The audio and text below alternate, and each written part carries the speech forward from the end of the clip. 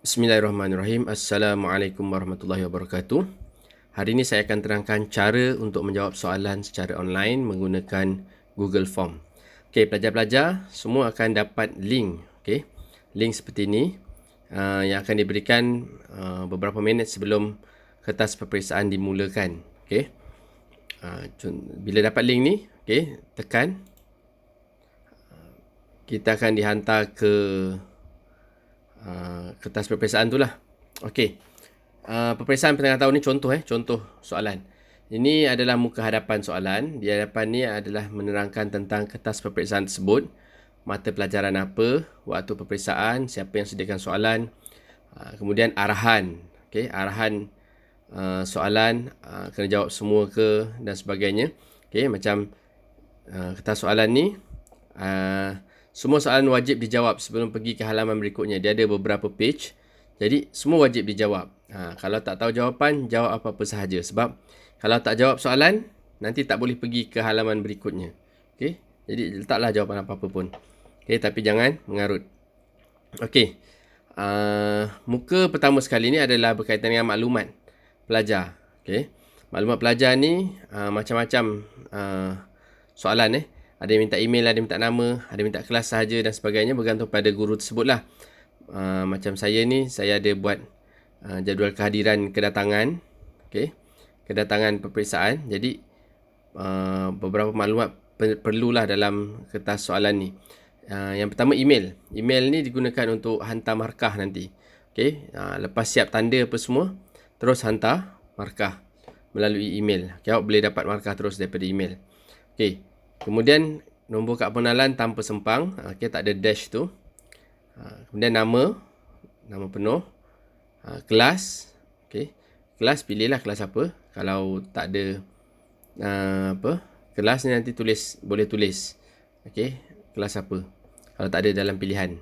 Okay, kemudian tarikh peperiksaan dan klik hadir. Ini semua ni mesti diisi sebelum awak boleh pergi masuk dalam kertas peperiksaan. Jadi kita isilah. Kalau tidak, tak boleh pergi next.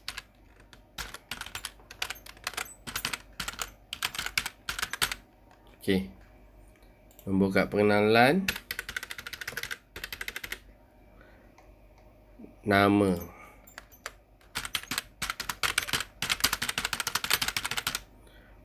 Okey, kelas. Pilih contoh kelas 5 PSV. Okey, tarikh peperiksaan. Kena ingat mula daripada bulan dulu. Bulan 8. Tarikh 18 hari bulan 2021. Okey. Awak isi sahaja apa maklumat yang dia minta kat depan ni. Okey. Kemudian klik hadir. Habis isi semua. Okey, barulah boleh pergi ke next section. Okey, apa jadi kalau contohnya saya tak letak email ni. Okey. Bila tak letak email, kita pergi ke next section. Dia tak bagi. Okey, sangkut dia suruh isi dulu email. Okay, maksudnya awak kena siapkan sama dengan kertas periksa sebenar nanti. Semua jawapan mesti diisi sebelum pergi ke bahagian seterusnya. Okay. Okay, kita pergi masuk ke kertas soalan. Okay, di sini ada 10 cara menjawab soalan dalam Google Form ni. Yang pertama adalah soalan objektif dan struktur. Okay, ini bahagian pertama. Ini biasanya kertas 1 dan untuk kertas 1 ni biasanya markah terus dapat selepas periksa. Okay. Habis periksaan terus dapat markah sebab dia dah siap kira, okay, jawapan yang betul. Berbeza dengan soalan subjektif. Okay, subjektif guru kena tanda dulu baru boleh bagi markah. Okey, yang pertama adalah multiple choice. Biasa ABCD ni multiple choice ni pelajar kena pilih salah satu sahaja. Okey. Contoh pernyataan di bawah ni, Qarun beroleh kekayaan luar biasa. Telah bangsa-bangsa menjadi sombong. Apa pernyataan tentang Qarun ni? Okey, contoh dia jawab istidraj A. Okey, satu je dia boleh jawab. Dia tak boleh jawab banyak-banyak satu je. Okey. Yang kedua adalah soalan berbentuk drop down. Okey. Drop down ni dia dah ada pilih jawapan sini, pilih salah satu. Okay, ni drop down. Tapi mesti isi juga. Kalau tidak, dia bagi amaran tak boleh pergi ke next section. Okay, bahagian seterusnya. Okay, masyarakat ke atas pesalah untuk memelihara maruah keturunan. Okey, marah keturunan adalah hukuman zina, salah zina. Okey, buat salah. Okey, yang ketiga. Yang ketiga adalah soalan berbentuk jawapan pendek, short answer. Yang ni kena tengok arahan soalan. Kadang-kadang guru tu suruh buat jawapan huruf besar semua. Ataupun huruf kecil semua. Okey, sebab dia ada pilihan jawapan yang akan komputer detect nanti. Okey, kena ikut arahan lah. Kalau tak buat arahan apa-apa, tulis je lah. Ikut suka awak. Okey, contohnya, dia soalan sifat keji apa? Sifat keji adalah mazmumah.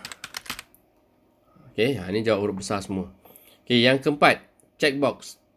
Okey, checkbox adalah soalan di mana jawapan kita boleh pilih lebih daripada satu. Okey, nampak box ni? Okey, boleh pilih lebih daripada satu. Berikan dua cara berfikir melalui akal. Yang mana? Contoh jawab kreatif dan inovatif. Nak jawab 4 pun boleh. Okey, terpulanglah. Yang penting dia ada jawapan yang tepat dia berapa. Okey. Yang kelima, soalan multiple choice grid. Ini adalah soalan pilihan aneka jawapan. Okey, tapi boleh jawab salah satu sahaja daripada tiga ni. Tiga pilihan jawapan yang dia bagi. Contoh, apakah jawapan yang tepat bagi sifat Rasul di bawah? Siddiq. Okey, siddiq apa? Wajib ke, mustahil ke, harus? Okey, contoh pilih wajib.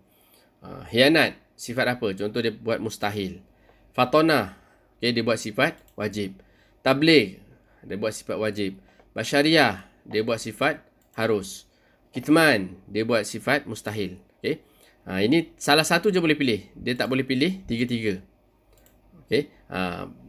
Berbeza dengan soalan yang terakhir, bentuk ni objektif ni berbentuk checkbox grid. Checkbox grid ni dia boleh pilih lebih daripada satu. Okey, berkaitan dengan Nabi contohnya. Nabi Musa, ulul azmi ke bukan? Okey. Kemudian Bani Israel ke bukan? Ada mukjizat ke tidak? Okey, tandakan.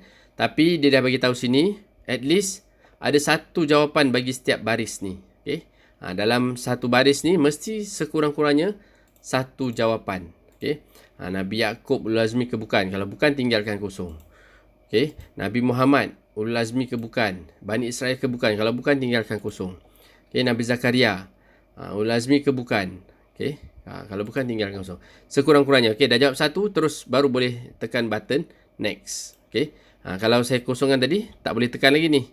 Okey, dia suruh jawab satu dulu. Sekurang-kurangnya satu. Okey. Jawab satu. Okey.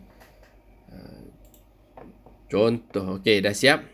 Kita baru tekan next untuk pergi ke bahagian subjektif. Okey. Okey, ini bahagian subjektif. Ada 4 kaedah jawapan. Yang pertama berkaitan dengan soalan maksud. Okay, soalan maksud ni tak kisah panjang ke pendek ke, markahnya 2 markah. Okay, tak semestinya ada huraian. Bergantunglah maksudnya panjang ke pendek. Contoh, apakah maksud insan?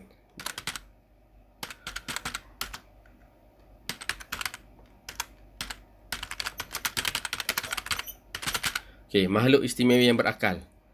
Okay, contoh. Ini pengertian. Okey, 2 markah. Yang kedua adalah soalan tanpa huraian. Dia minta 2 tanggungjawab hamba kepada Allah, tapi bagi 2 markah je. Maksudnya, satu jawapan adalah 1 markah. Okey.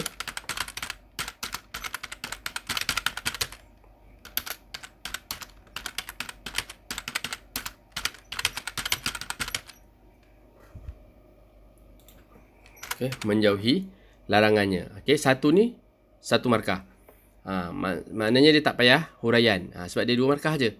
Okey. Yang ketiga, dia minta 2 peranan hadis tapi 4 markah. Bila minta 2 tapi 4, biasanya ini adalah soalan yang memerlukan huraian. Okey. Apa peranan hadis? Contohnya, nombor 1.